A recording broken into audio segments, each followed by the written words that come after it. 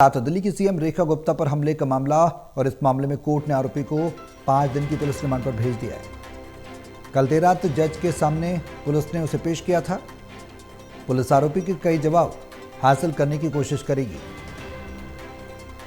घटनाक्रम कैसे हुआ, उसने ये हमला क्यों किया, इसके पीछे का मोडस ऑपरेंडी क्या था, और ये वीडियो पूरी रेकी की कहानी बयां करता है। इस सिविल लाइंस मुख्यमंत्री के आवास का ये वीडियो निकलकर सामने आया है, सीसीटीवी फुटेज, जिसमें साफ तौर पर देखा जा सकता है कि आरोपी पहले फोन पर बात करता है, उसके बाद वो निवास के अंदर देखिए किस तरह से फिर वो फोन निकालता है, फिर रखता है और उसके बाद उनके निवास में प्रवेश कर जाता है। ये देखिए, और अब आरोपी को रिमांड पर भेजा गया है। 5 दिनों की रिमांड, पुलिस रिमांड पर उसे भेजा गया है। हमारे सहयोगी प्रणय शर्मा हमारे साथ लाइव जुड़ गए हैं। ज्यादा जानकारी के लिए सीधे उनका रुख करेंगे। प्रणय, क्या कुछ जानकारी है इस खबर को लेकर, क्या कुछ डेवलपमेंट और क्या कुछ कार्रवाई अब आगे देखने को मिल रही है? बिल्कुल सौरभ, देखिए जो जानकारी सामने आ रही है वो ये कि 5 दिन की पुलिस रिमांड पर आरोपी को भेज दिया गया है। कल देर रात में ही आरोपी को जज के सामने पेश किया गया था, जिसके बाद दिल्ली पुलिस को 5 दिन की पुलिस रिमांड दे दी गई है। और अब सबसे ज्यादा महत्वपूर्ण ये रहेगा कि जो सवालों के जवाब तलाशने की कोशिश की जा रही है उसमें दिल्ली पुलिस कितना सफल होती है, क्योंकि कई बड़े सवाल हैं जो अभी दिल्ली पुलिस के सामने हैं। इसके अलावा जो जानकारी ये भी मिल रही है सौरभ कि मुख्यमंत्री ने आज के अपने सभी कार्यक्रम फिलहाल रद्द किए हुए हैं, क्योंकि अभी डॉक्टर्स ने उन्हें सलाह दी है आराम करने की। और ऐसे में फिलहाल ये जानकारी सामने आ रही है कि आज मुख्यमंत्री कोई भी आधिकारिक कार्यक्रम में शामिल नहीं होंगी। आज भी वो अपने घर पर ही मौजूद रहेंगी। साथ ही में ये भी देखने को मिल रहा है सौरभ की दिल्ली पुलिस कई एंगल से इस मामले में जांच में जुटी हुई है। कई कड़ियों को जोड़ने की कोशिश की जा रही है, क्योंकि वीडियो में साफ आ चुका है कि जो आरोपी है राजेश, उसने ना सिर्फ सिविल लाइंस पहुंचकर इस हमले को अंजाम दिया, बल्कि इससे पहले वो मुख्यमंत्री के शालीमार बाग में जो उनका आवास है वहां भी वो पहुंचा था, वहां भी उसने रेकी की थी। उसकी वीडियोस भी सामने आई है। पुलिस की कोशिश रहेगी कि लगातार वो जो मोबाइल का इस्तेमाल कर रहा है, उस मोबाइल के जरिए वो आखिर किससे बात कर रहा है, किसके वो संपर्क में है। हम ये भी जानते हैं कि इस पूरे मामले को लेकर राजनीति किस तरीके से गर्म है, और जो आरोप प्रत्यारोप का जो सिलसिला है वो भी देखने को मिल रहा है। बिल्कुल प्रणय, अब सवाल यही है कि ये जो वीडियो निकलकर सामने आया है, इस पर भी मैं आपसे जानकारी चाहूंगा। घटना होने के बाद ये वीडियो निकलकर सामने आया, उसके मोबाइल से मिला, यानी कि आप अंदाज लगाइए कितनी बड़ी सिक्योरिटी लैप्स है। पहले से सीसीटीवी फुटेज तक का पता नहीं लगा पाए पुलिसकर्मी कि आखिर उनके सिविल लाइंस निवास के आसपास कोई व्यक्ति घूम रहा है, रेकी कर रहा है, यानी कि कहीं ना कहीं सिक्योरिटी लैप्स, बड़ा सिक्योरिटी लैप्स कहा जा सकता है। देखिए, ये जो वीडियो हम दर्शकों को दिखा रहे हैं सौरभ, ये सीसीटीवी फुटेज है जो मुख्यमंत्री के आवास पर लगे हुए हैं, सीसीटीवी शालीमार बाग स्थित। ये वो वीडियो है।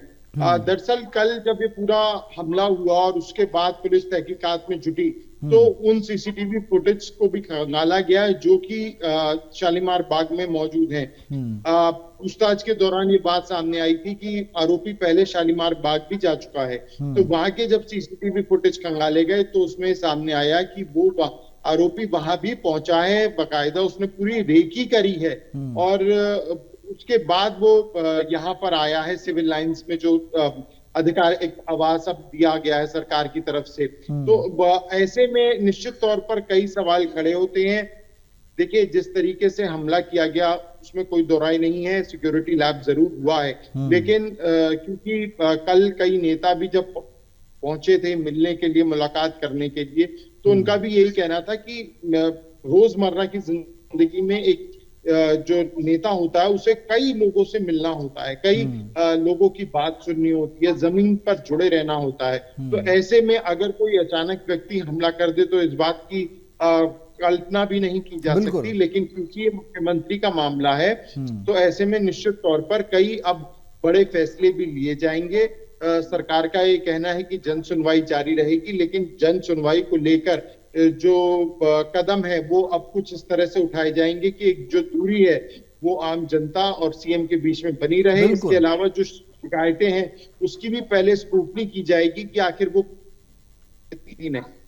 हाँ बिल्कुल प्रणय, अब सवाल कई खड़े होते हैं जब कहा जाता है कि लोग कहते हैं कि मुख्यमंत्री हैं या मंत्री हैं बनने के बाद जनता से रूबरू नहीं होते, उनके दुख और समस्याओं को नहीं समझते। अब जब समझते हैं तो इस तरह का हमला किया जाता है, तो कहीं ना कहीं एक सवाल जरूर, गंभीर सवाल खड़ा होता है कि जब आपसे मुख्यमंत्री सीधे जनसंवाद करें, एक दौर था जब सीएम से मिलना भी कई राज्यों में आज भी बहुत एक सपना है लोगों के लिए कि नहीं मिल पाते हैं, लेकिन जब सीएम रूबरू हो रही है तो इस तरीके का जो कृत्य वाकई में निंदनीय है। और ये सवाल भी खड़े करता है कि इस तरीके की जो अराजक तत्व हैं उन पर कठोर कार्रवाई होनी भी चाहिए ताकि आने वाले समय में एक नज़ीर पेश हो और कोई भी व्यक्ति इस तरह का दोबारा हमला करने का दुस्साहस ना कर सके। क्योंकि जो आम लोग हैं, हमने कल भी देखा है इस घटनाक्रम होने के बाद कई लोग ऐसे थे जो परेशान हुए, जो अपनी वास्तविकता में समस्याएं लेकर आए थे, लेकिन इस घटनाक्रम के बाद वो लोग परेशान नजर आए। देखिए सौरभ, एक लंबे समय के बाद ये जन सुनवाई का जो कार्यक्रम है वो दिल्ली में शुरू हुआ था, जब मुख्यमंत्री खुद जनता से रूबरू होकर उनकी समस्याओं को सुन भी रहा था और उस पर तुरंत कार्रवाई के निर्देश भी दिए जा रहे थे। पिछले लंबे समय से अगर हम दिल्ली की बात करें तो इस तरह के कार्यक्रम नहीं हो पाए हैं। बिल्कुल। मुख्यमंत्री अरविंद केजरीवाल ने इसकी कोशिश जरूर की थी, उन्होंने एक दो बार जन सुनवाई कार्यक्रम रखा भी था, लेकिन उसमें काफी अव्यवस्था होने के कारण और सिक्योरिटी रीजंस के कारण तब उसे बंद भी किया गया। लेकिन मौजूदा मुख्यमंत्री जब आई तो उन्होंने इसे एक बार फिर से शुरू किया और हम ये लगातार देख रहे हैं मुख्यमंत्री बनने के बाद भी कई दिनों तक हमने देखा कि कैसे उनके शालीमार बाग में जो आवास है वहां पर लोगों से मिलने का जो सिलसिला था वो लगातार उनका जारी रहा था। तो ये निश्चित तौर पर देखा जाए तो जैसा आपने कहा, आम जनता के लिए काफी दुर्भाग्यपूर्ण है ये पूरी घटना। बिल्कुल। और इस पूरे मामले को लेकर अब देखना यही होगा कि जो जांच एजेंसियां हैं, क्योंकि इसमें कई जांच एजेंसी अब जुटी हुई हैं, वो क्या कुछ फैक्ट्स जो हैं वो इसमें सामने पेश कर। हाँ बिल्कुल प्रणय, एक सवाल अंतिम वो ये कि दो तरीके के मामले कल हमने देखे, दो सवाल सबसे ज्यादा गहरा रहे थे और उठ भी रहे थे। पहला कि वो एनिमल लवर है, दूसरा ये कि वो उसका भाई जेल में है, तिहाड़ में है, उसकी शिकायत लेकर पहुंचा था। वास्तविकता क्या थी वो सुनियोजित तरीके से आता है, रणनीति बनाता है और हमला कर देता है मुख्यमंत्री पर। जो समस्या थी उसको लेकर नाराजगी थी या फिर ये सिर्फ ये कही सुनी बातें मानी जाएं? एक्चुअल पोजीशन क्या थी, एक्चुअल स्थिति क्या थी, किस उद्देश्य से, किस मोडस ऑपरेंडी से वो वहां पर पहुंचा, इसमें क्या कुछ पुलिस ने बताया है?